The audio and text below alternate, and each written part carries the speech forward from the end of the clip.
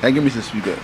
Mr. Speaker, when I presented the bill and I asked the Honorable Minister of Tourism to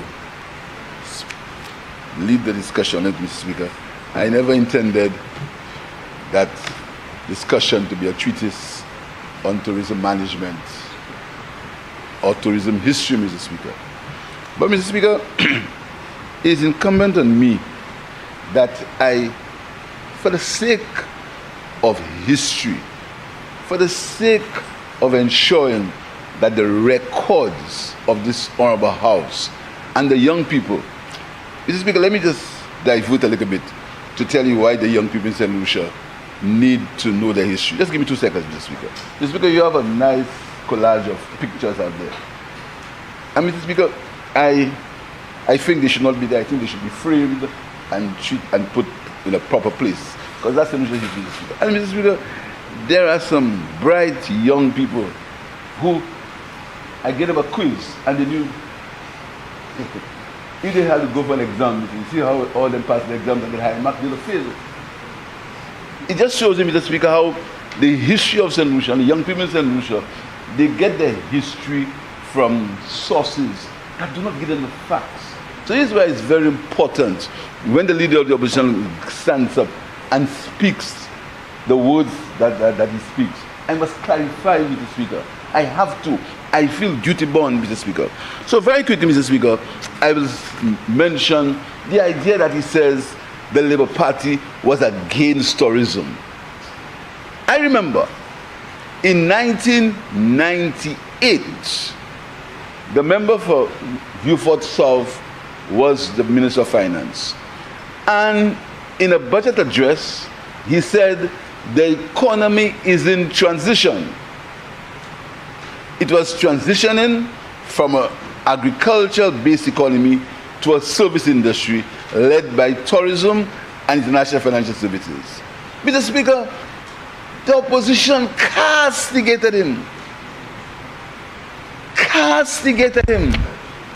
You understand? They thought he was saying, they said he had abandoned your tray fig, the billet coupé, all kind of things, Mr. Speaker. You know, that's the history. When he said the economy was in transition, but he sits and he says the Labour Party never understood tourism or condemned tourism. He says that we brought racism into St. Lucia and St. Lucia poetry and tourism. Who was the first politician who went on public media and accused people in this honorable house, specifically the member for Beaufort South, about being a massa? Who did it? Who did that? Who accused him of being a slave owner? And only recently, one of his senators did the same thing. One of his senators, and as usual, he did not condemn it, but he speaks about we brought racism, Mr. Speaker. Mr. Speaker, anytime you use some words in St. Lucia, they crowd it. You hear about black Americans, you hear about Afrocentric Americans, but if you say black St. Lucians, you bring racism. Where are we heading to? Where are we heading to this country? So we are the ones who brought racism into politics. Who started this? Who started it, Mr. Speaker? Who started saying whose lineage is in slavery, who is a master? Who started? Mr. Speaker, then he goes and he says about we don't understand the benefits of tourism. In 1997, which government removed taxes on tips and service charge to benefit the workers of the tourism industry? Which government? We removed taxes, so hotel workers got their taxes, got their tips and service charge free of taxes. Which government moved with the labor code to stop the shift, the double shift system in the hotels? Which government, Mr. Speaker, which government spoke about or implemented the tourism stimulus bill after 9/11 to almost double the incentives for hotel investments in the country? Which government? And Mr. Speaker, the village tourism. The leader of the government comes and speaks about what do you call it? Village tourism. Village tourism was a completely new idea that came from the genius of the leader of the opposition, and he thought that village tourism would have benefited St. Lucia. Miss, long before, under the member for Viva South, there was something called the Nature Heritage Tourism Program, where we sought to improve local hotel sites, waterfalls, etc. Who started the Ansere fish fry? Who started the Mr. Speaker? So, I mean, this historical murder that's taking place in this honorable house, Mr. Speaker. Who did it? Who built the road to Windjammer on a Nature Heritage Tourism Program? Who decided that we would have insurances for waterfalls and rivers and then the flower place in Miku? We developed it as a tourism place to bring tourists to the hinterland of the country. Which government? Maniko Gardens, thank you. Which government? We helped them in the insurance and of keeping the area so tourists could come.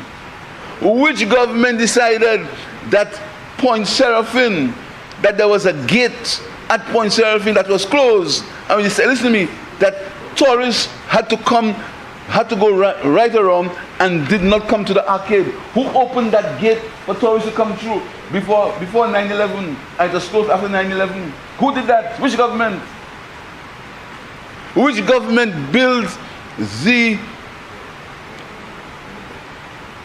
at the Mon next to Government House? Which government built the lookout in that area? Which government built a lookout in Dennery? Which government? Yes, in Majeli. Which government? And you talk about we don't know about tourism and we never supported tourism. Which government, Mr. Speaker? Which government? Mr. Speaker, the member for Miku South speaks about hotel development and trying to be sarcastic. He said, oh, I'm glad you all come together with me. When he came into government, he found range developers building a hotel. We came here and we begged him not to change the model. He changed the model. Range developers left the country and he had to pay them millions of dollars, and they went to Dominica and they built Dominica's first 6-star hotel. Which government?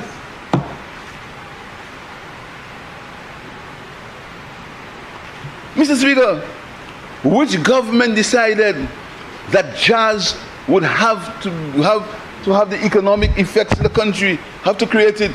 And we had the Jazz and Arts Festival. We added an arts component to the Jazz Festival, Mr. Speaker. Which government? Who condemned it? Which government decided that Darren Sammy was somebody that had to be used to promote St. Lucia? Which government decided to give him his first set of cricket gear and his trips to play cricket in England? Which government? So, Mr. Speaker, so the leader of the opposition comes to this honorable house, and this time his advisor asked him to change the style. He said, I am happy that you all embrace it. We don't need his happiness, because we always understood the benefit of tourism. He was the one who started the idea of transition from agriculture to tourism. I was Minister of International Financial Services. We started the offshore industry in the country. The same way we started a CIP. We alone started it. And how did we start it? We started it with a group that the member for View for South was ensured that members of the opposition were in that group that began exploring the benefits of CIP for St. Lucia. Which government? When he came, he changed the model. Which government, Mr. Speaker? So, Mr. Speaker, it's very, very important. It's very important that I make these points for the young people of St. Lucia to understand the history. Because, Mr. Speaker, this population, more than half of it are people below the age of 35 years old. And these people listen to that kind of thing and believe it. They listen to that misinformation, especially when it's done in a nice, when it's packaged properly in social media. And they believe it, Mr. Speaker. So I have to clear the air, not for my benefit and my way out, for the benefit of the young people of St. Lucia, for the benefit of the future in St. Lucia. I'm sure the member from Miku North, if I bring him out, they're here to stand for the table there. I'm sure he doesn't know some of the people outside there. The member from Miku North, and he's a member of parliament. Because, Mr. Speaker, the history of this country has not been written in a way where we can celebrate our heroes and know the truth. So we listen to the truth on talk shows. We listen to our history on talk shows. We listen to our history on things people write 3 minutes on TikTok. Nothing wrong in that. But that's where we learn our history. So we have to find a way. And this honorable house should be a place where the young people of St. Lucia should know the history of St. Lucia, Mr. Speaker. How many young people know about the liberalization of the telephone industry in St. Lucia, led by the member for View for South and Calix George? How many people know that, Mr. Speaker? How many people know about going to secondary school? 60 or 50 people out of 2,000 could only go to secondary school in St. Lucia. Some people didn't even know that you needed a tax clearance to travel to leave St. Lucia. So when they made a big fuss about Pierre, when they tell people they can't travel because they owe tax, Mr. Speaker, right down that building, there was a little hut, a little cubicle where you had to go for tax clearance. You had to pay $5 for it. That's why you shouldn't be going anywhere, Prime Minister. Who removed it? The member for People South. He's the one who removed it. So when you hear that, he comes and he gives this convoluted view of history and appears as if he's a guru and he did tourism. The guy was Minister of Tourism for 5 years and Prime Minister for 5 years. 5 years, but he pretends that if he don't nothing about it, and he's happy that we have embraced tourism. Thank you for your happiness. We don't want to embrace neither. So, Mr. Speaker, I want to support this. Finally, Mr. Speaker, who started the Rangers and the hostess program? It's St. Lucia. They dismantled it when they came there.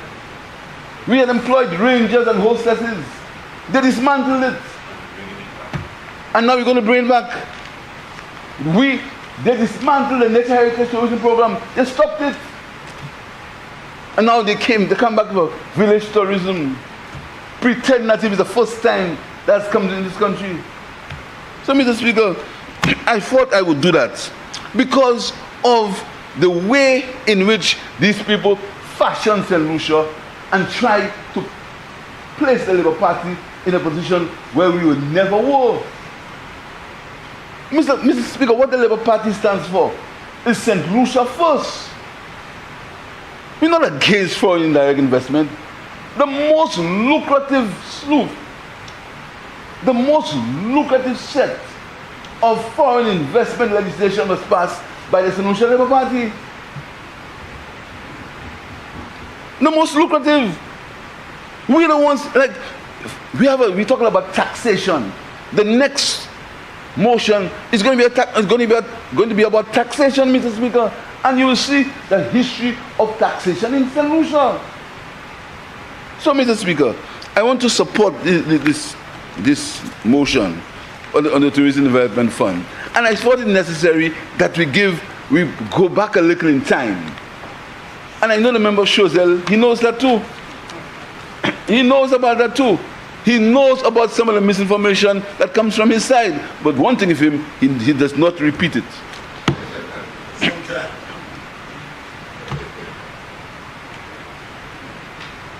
He doesn't repeat it, Mr. Speaker. Mr. Speaker, history. Let me make it history, Mr. Speaker, because you know, these days we drop in documents to the House. Talk about investment and who stopped investment. The range investment, Mr. Speaker, that came into St. Lucia started with us. And then he speaks about CIP and hotels. The range investment, Mr. Speaker, the range investment. We begged him. We begged the member for Mico South to not to interfere in how the range development was progressing. We begged him. I sat here, and although they said that we lost our right to speak, I sat here and I begged him. I remember the member for Beaufort South begging him to not interfere with that, let it go. But he is speaking about, because we started it, he stopped it. There are a number of things that we started that we stopped, Mr. Speaker. And one day I was talking to a friend of mine, and I said to them, in 2016, when we lost the election, Mr. Speaker, let me tell you the projects that were on the table. Rosalie Highway, St. Jude Hospital, PPP fund for the airport, Millennium Highway, Life Social Center, and the OKU hospital was complete. If they had just sat down, and allowed these projects to continue, we will not be in government. But they changed, talking about changing things, they changed everything, including the Range Hotel. And you don't know what it costs us to change here's what it cost us. Requests for advance, settlement agreement, Government of St. Lucia and range developers. The Department of Finance requests that the Minister of Finance grants approval of an advance to the Department of Finance to finance obligations for a settlement agreement arising out of a dispute in relation to the development agreement for the development of a hotel resort in St. Lucia, Range Development St. Lucia, in the amount of $5,200,000 United States dollars. Talking about wasting money, and who wastes the government treasury and who doesn't know how to handle money. The approach. On May 41st, 2016, and you know, Mr. Speaker, they have always threatened me. Bring the evidence, bring the evidence. But you know, Mr. Speaker, I have a country to run. I have a country to run. I have to see about the young people. I have to get employment for them. I have to deal with the investors that will pushed away from St. Lucia.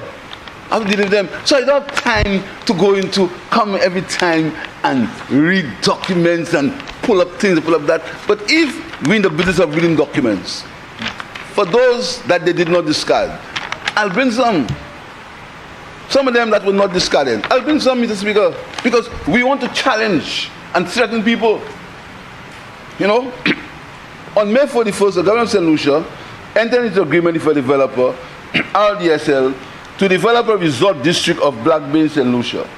This agreement was amended on May 15, 2017. Following a period of negotiations, the parties have agreed to terminate these arrangements and have now entered into a settlement agreement on August 18, 2018. So you terminate what's there, and now you enter into a new one. While provisions have not been made in the 2018-2019 estimates of expenditure for financing the expenditure, the Department of Finance proposes that revenue raised from the proceeds of the Citizens Investment Program be utilized to finance be utilized to finance expenditure. It should be noted that this expenditure will be part of the supplementary estimates in 28 and 29. Talk about use of funds and how we're using CIP funds. We'll have that discussion. We have that discussion. Why are you the CIP funds? Where is CIP money going? We'll have that discussion. The Department of Finance requests that the Minister of Finance approves an advance to the Department of Finance for settlement agreements arising out of a dispute in relation to a development agreement for the development of a hotel resort in St. Lucia to Range Developer St. Lucia Limited in the amount of $5,200,000 United States dollars. That is the history of who's stopping projects, the history of who using CIP funds. That's the history. That's the facts. Who is stopping projects? Who fund projects and then let it continue? This government has never had to pay anybody to stop any project. This government has not had to pay anybody for stopping any project. This government has not had to pay anybody compensation to anybody for stopping any project. You understand, Mr. Speaker? So all these threats and these as if they have a secret. This government has no secrets. This government has no secrets. We are open. Civil servants know everything. We have no secrets. I have no secrets. I call in no investor. Let's not go there. Let's not go there now. But I have no secrets. None. That's an open government. And that's why you criticized a while ago, because you say that I said I don't know certain things. I'm not a god. I don't know many things. And I won't pretend that I know. I won't pretend that I know things that I don't know and bluff my way around. And when they catch me lying, come back and say that's not what I said. I won't do that. So, Mr. Speaker, when they try to pollute the history about our record in tourism, Mr. Speaker, the history is clear. Now, let me give you a few facts. I, under the guidance of the Minister for Viewfort South, build the most hotels in St. Lucia's history for now. If you want to go for facts, built, operating. If you want to, let's go facts now. Let's be factual. We had, when we were in government, we had in a record the highest number of stopover visitors ever in St. Lucia for the time that you speak about. Under me, when I was Minister of Tourism. Let's deal the facts. I'm the one who got the Point Seraphim port configured so it could take heavy, the larger ships of the industry. Fact. Mega ships. Fact. You want to talk about facts and who did what for tourism. Let's talk about it. But you come here and you mix up the history. You say things that didn't exist. You take things in one place and put it in another place. And you pretend as if you are such a tourism guru and you did so much for tourism. And because of you, who bought Virgin Airlines? Who started the expansion of Virgin Airlines, of airline services to St. Lucia? Who started joint marketing? Or who continued joint marketing when we traveled with members of the private sector and members of the Ministry of Tourism and members of the Lucia Tourism Board? Who expanded the Ministry of Tourism? When I came to government in 1997, the member for Viewfort South allowed me to do a consultation with a fellow called Canterbury on the structure of the Ministry of Tourism. Who started that? It was a sham with the Honorable Romanus Lancico, a fellow called Pedro Toussaint, Percival MacDonald, A cleaner and a messenger. There's a destiny in the church. That's what it was. So don't come and talk about we only now we begin to accept terrorism and you have this hypocritical thing. I'm happy. Keep your happiness. Yes, I'm happy. And I'll tell you 10 investors, don't invest in St. Lucia. These guys don't know what they're doing. These guys are corrupt. You stopping all kind of things. Trying to.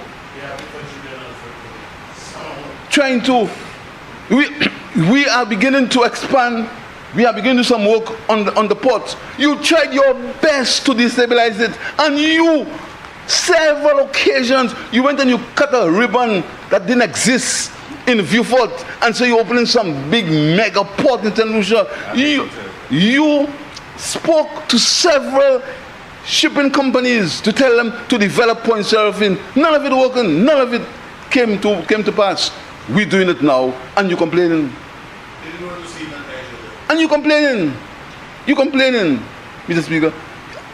You try your best to stop GPH. You did whatever you could do because you did not want it to happen, because you did not want it to have after you tried it, because you didn't want to have the benefit that comes to St. Lucia. You came into government and you found an agreement to build an airport. You went to the IFC with the member for Cassius North. The people begged you. They said, do not do that, Prime Minister. Please continue. Do not change that model. They begged you. There are hundreds of airports around the world who are built like that. They begged you. You, as usual, you discarded them. Because when you went to meetings, you are God. You're just, shut up. That's how they say you treated them. And we had to pay AFC for you. You can talk about it. And up to now, and you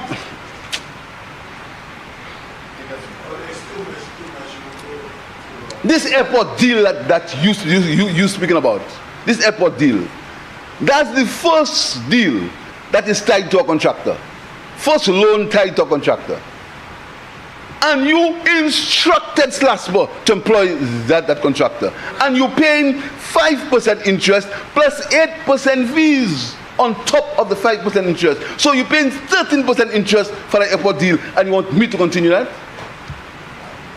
You think of good conscience. I will pay 13%, 5% interest, and 8% for every transaction. 13%, and you want me to continue that? You had a project, the airport went on a as you build project, no plans, no bill of quantities. As you build, no bill of quantities for the terminal building, no bill of quantities. You build it as if it is a Falkage building. Do that now, I pay you. Do that now, I pay you. An airport, you had no bill of quantities. I am the one now who have instructed that Slasberg prepare a bill of quantities, and a consultant was selected just last week to do that. How, in your good conscience, you think I could continue building a terminal building and you have no bill of quantities? No final design. As you go, build it, as you go, of our KG building. And you speak about you this pig man, you know, and you've got away that all the time. And talk about prudent financial management. You have no bill of quantities for the largest investment project in the country. In the history of this country, you have no bill of quantities. You tie the loan to the contractor, and you select the contractor by direct award.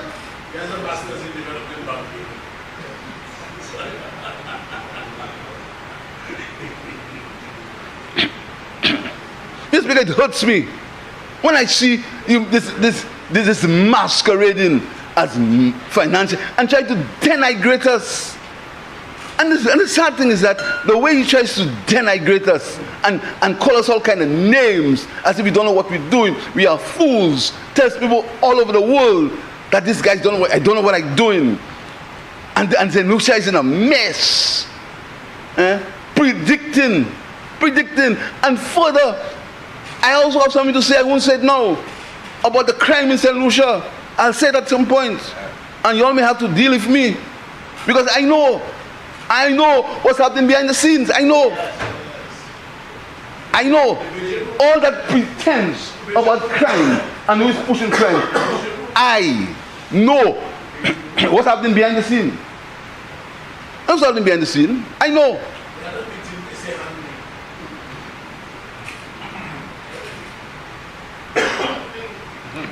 You see, Mr. Speaker, when you are in a haste, when you do not want to accept the will of the people, and you believe that you have a divine right, you understand, Mr. Speaker? That's what happens. Always threatening people. Try your best. Trying your best, Mr. Speaker, to denigrate people. You understand, Mr. Speaker? So, Mr. Speaker, I thought that I would speak about these things because of the way that the member from Microsoft speaks about us and speaks about his track record and speaks about tourism and speaks about financial management of the economy, all kinds of things, Mr. Speaker. So he has already started to attack the estimates that you will get tomorrow. He starts already. He begins to attack it. He begins. Because in his mind, he knows. Because these things are not secret. I don't call my technocrats and say this. We work as a team.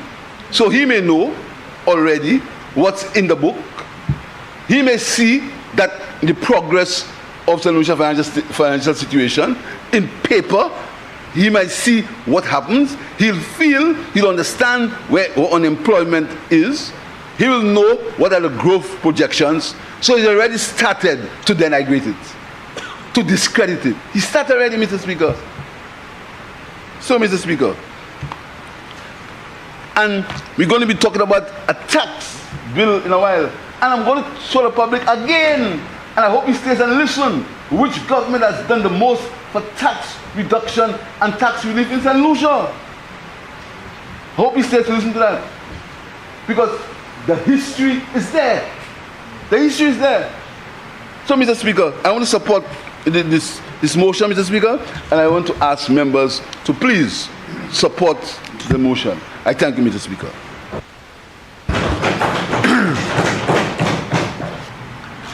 Honourable members, the question is that Parliament authorizes the Minister for Finance to establish a special fund to be known as the Tourism Development Fund for the purpose of facilitating the operations, tourism development, and tourism marketing of the Department of Tourism. And be it further resolved that A, the source and monies to be paid into the fund comprises 1, the sums allocated by Parliament, interest and penalties under Section 117 of the Tourism Development Act number 1 of 2024, the surplus tourism levy revenue under Section 119 of the Tourism Development Act number 1 of 2024, 4, the grants received by the Department of Tourism in relation to tourism development, 5, the fees charged under the Tourism Development Act number 1 of 2024, 6, all other sums that may become payable to or vested in the Department of Tourism in respect of matters incidental to its functions and powers. B, in accordance with Section 23.2 and subsection 23.3 of the Act, 1, the accounting officer administering the fund shall, within a period of 1 month after the end of the financial year, prepare, sign and submit to the Accountant General statements showing the financial position of the fund at the end of the financial year. 2, the statements under subparagraph 1 must include A, a statement of the assets and liabilities of the fund, B, a detailed statement of receipts and payments of the fund, and C, a statement of investments and interest or dividends credited to the fund. C, Section 23(1) of the Act relating to the payment and accounting procedures applied to the fund. D, The Permanent Secretary of the Department of Tourism is the accounting officer who is responsible for administering the fund. E. The fund must be maintained unless 1. It is closed by the Minister of Finance under Section 24 of the Act, where the Minister of Finance receives a report from the Permanent Secretary of the Department of Finance to indicate that the purpose for which the fund was established has been fulfilled or no longer exists, and in the opinion of the Minister, there is no likelihood that the purpose for which the fund could lawfully be used will arise in the future. Or 2, the term specified in this resolution for the fund has expired. I now put the question. As many as of that opinion say aye. Aye. As many as of a contrary opinion say no. I think the ayes have it. The ayes have it.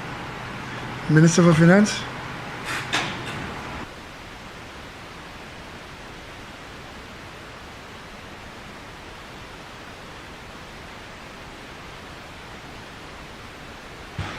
Whereas it's provided by Section 65(1) of the Public Finance Management Act, Cap 15.01, the Act, that the Minister of Finance may, by an affirmative resolution of Parliament, grant a guarantee in accordance with an enactment. And whereas it's further provided on Section 69(2) of the Act, that a guarantee issued by the government or contingent liability created by the government in accordance with the regulations under the Act and in accordance with other enactments shall be charged on and paid out of the consolidated fund. And whereas it is provided Section 21(1) of the National Lotteries Authority Act, Cap 13.20, that is the approval of Parliament, the government may guarantee in such a manner and on such conditions as it may think fit the repayment of principal and the payment of interest and other charges in respect of any borrowing by National Lotteries Authority. And whereas the Minister of Finance considers it necessary to guarantee an amount of $80 million, the loan, from the First National Bank Financial Limited, the bank, to the National Lotteries Authority to assist in the financing of a youth and sports infrastructure program. And whereas the loan is repayable in 15 years in biannual payments of $3,571,993.78, inclusive of interest at a rate of 4% per annum for the term of the loan. Be it resolved that Parliament authorizes the Minister of Finance to guarantee amount of $80 million, the loan, from the First National Bank Financial Limited, the bank, to the National Lotteries Authority to assist in the financing of a youth and sports infrastructure program. Be it resolved that the loan is repayable in 15 years in biannual payments of $3,571,993.78, inclusive of interest at a rate of 4% per annum. Mr. Speaker, I want to make it clear that the government is giving the National Lotteries Authority a guarantee because of the Public Finance Management Act, and it is considered a contingent liability on the government. But the government is not responsible to paying that loan back unless the National Lottery Association falters. I want to make it clear that contrary to what was being spread yesterday, the government is not borrowing the $80 million,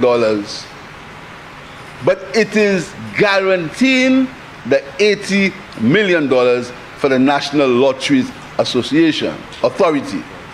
And if the National Lottery Authority cannot pay, then the government takes on the repayment of the loan. But Mr. Speaker,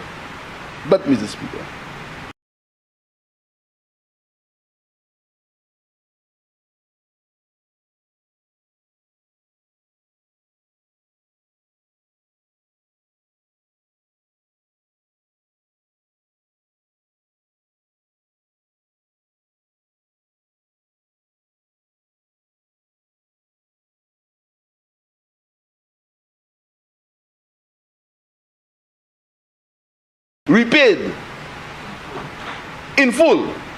You know why? Because the National Lottery Association has its own revenue stream. And from that revenue stream, the loans are repaid. So we're not taking anything away.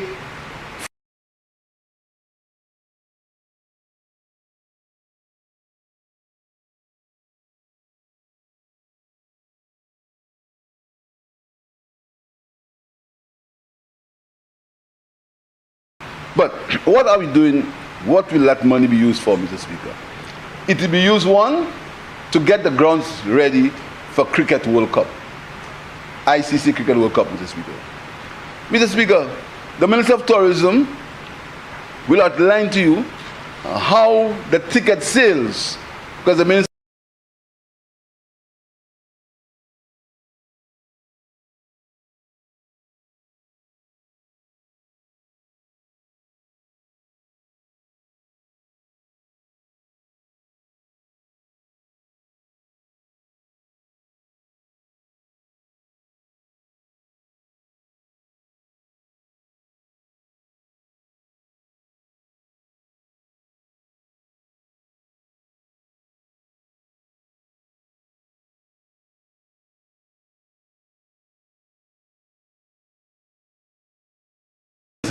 must not talk about the hotel. My picture supposed to still there, you know. I'm the one who opened that hotel, you know. But now they must take out the thing, you know. I was the Minister of Tourism that opened the hotel, you know. I mean, those are better days. So, Mr. Speaker, every hotel room in St. Lucia has been sold for June for Cricket World Cup, Mr. Speaker. Plus the fact that that money is going to be used to upgrade the Darren Sammy cricket ground, which needs upgrading, it needs maintenance, there's work. No work has been done on the pitch, on the playing surface for a long time, for a long while. We are going to be using some of the money to do it. We are going to be using some of that money to upgrade the Grossley playing field. And if you go today, in the place that you said was only good for demonstrations, you will see that the Mindu Phillip Park is being renovated. As we speak, the roof is off. The roof on the Players Pavilion is down, Mr. Speaker. And 1, 2, 3 of the stands have already been constructed. 1, 2, 3 have already been rebuilt. They allowed the Mindu Phillip Park to ruin, to affect me. They ruined, they left it in ruins. They didn't do anything with it because they thought they would affect me and the doctrine would have worked, Mr. Speaker. They allow it to just stay.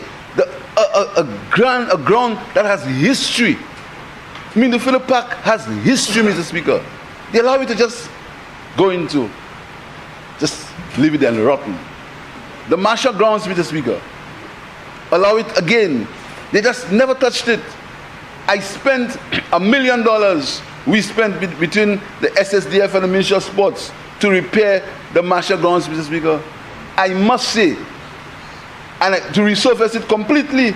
Me as Minister of Sports, we visited this. It was one, and we put lights in there, Mr. Speaker, in the Mindu Phillip Park. I must say, it was vandalized, Mr. Speaker. And I've said to my constituents, I have a zero tolerance towards vandalism and criminality. I don't meet them in back meetings and tell them one thing and say another thing. I don't do that. They know me, they know exactly where I'm coming from. And that's why they have re-elected me 6 times. Because they know exactly where I'm coming from. I speak the truth to them. They trust me and I trust them. When they falter, I tell them they falter, you're wrong.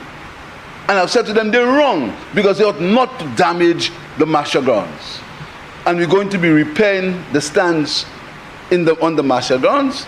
And then I have said that there'll be a zero tolerance towards vandalism on the Marshall grounds, Mr. Speaker. So that money will be used to redo the Mindu Phillip Park because it will be used as a practice ground. That money will be used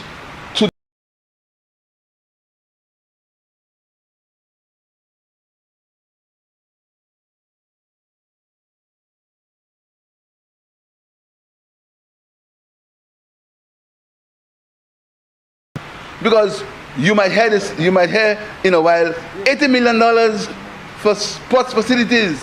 Mr. Speaker, there was a fellow called Lockerbie.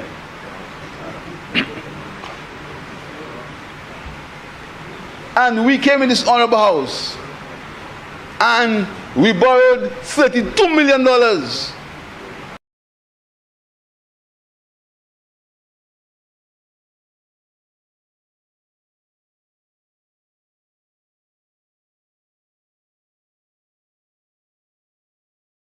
$30 million spent in which playing field? $32 million. The last thing I heard about Lockerbie is he said he was having Massad Gardens. Massad.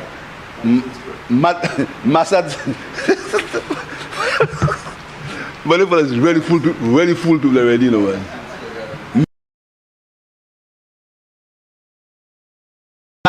I mean, Lord help me. Madison Square Gardens. So they borrowed $32 million.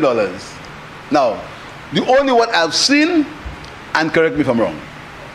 Correct me if I'm wrong.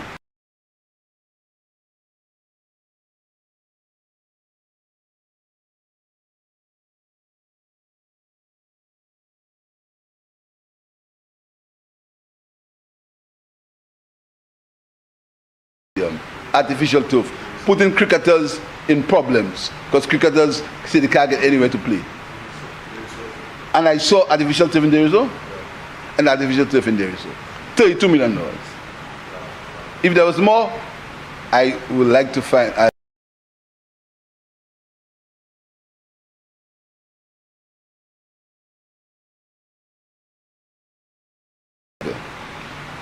This $80 million will be used to prepare St. Lucia for the World Cup, and there are other countries in the region who have borrowed in excess of $120 million only for World Cup.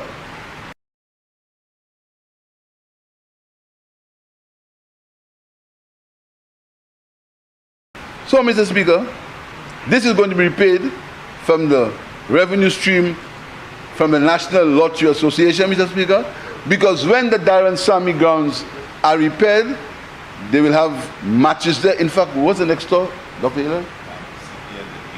There's the CPL program, the CPL, then the English.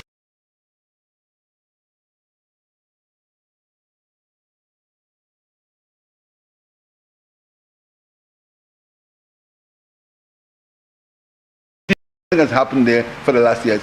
I remember very clearly, Mr. Speaker, I remember very clearly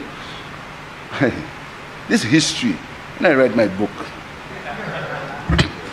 When we were building the Darren Sammy grounds, Mr. Speaker, we had to take a decision between spending some money on the Mindo Phillip Park or saving that.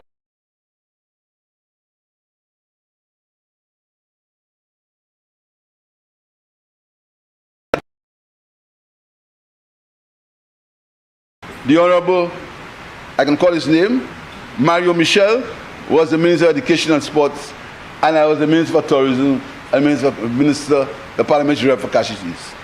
As usual, they always want to foment problems among ourselves, among us. They always believe they have some secret. That one fighting with that one, and that one with that one, and they fighting.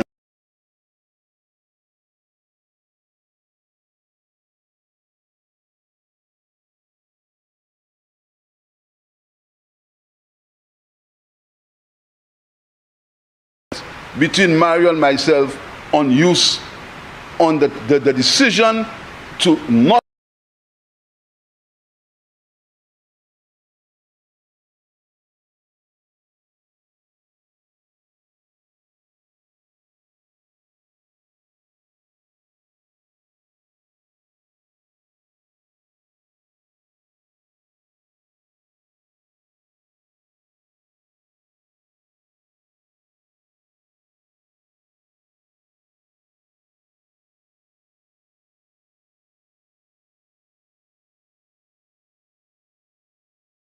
So we decided that Grants, and we will not have the Australian tour in Mindufila Park. They made a big fuss about it, Mr. Speaker. A big fuss, as usual. So this time, we are going to be repairing both the Mindufila Park and the Darren Sammy grounds, Mr. Speaker. So, Mr. Speaker, I know other members, we want to talk about the benefits of the World Cup, and other members, we want to speak about the infrastructure of the sports facilities that they want to happen, Mr. Speaker. Mr. Speaker, that's another investment in the young people of St. Lucia. And talking about investment in the youth, Mr. Speaker, did you see what happened in Soufrière with Island Champs, Mr. Speaker? Did you see? It's the largest sports gathering for a long time in St. Lucia. How it was accepted, Mr. Speaker. And, Mr. Speaker, is it by coincidence that we see such infusion of interest in sports and interest in youth development and interest in youth going to business, Mr. Speaker? Because, Mr. Speaker, because it's targeted, because we respect young people, Mr. Speaker. In fact, even though there are segments of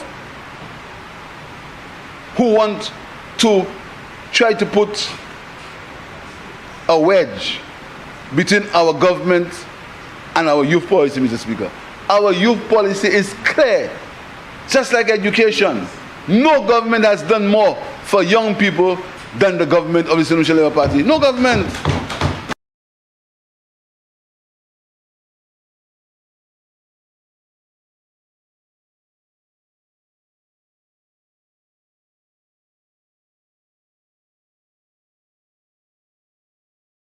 There's never a perfect policy. You can find downsides in all policies.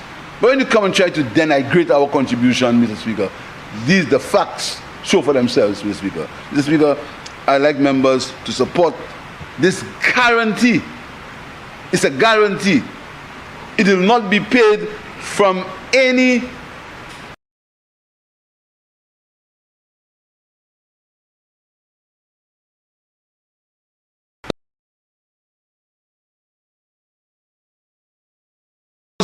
of the financial rules. It has to be treated as a contingent liability to the government.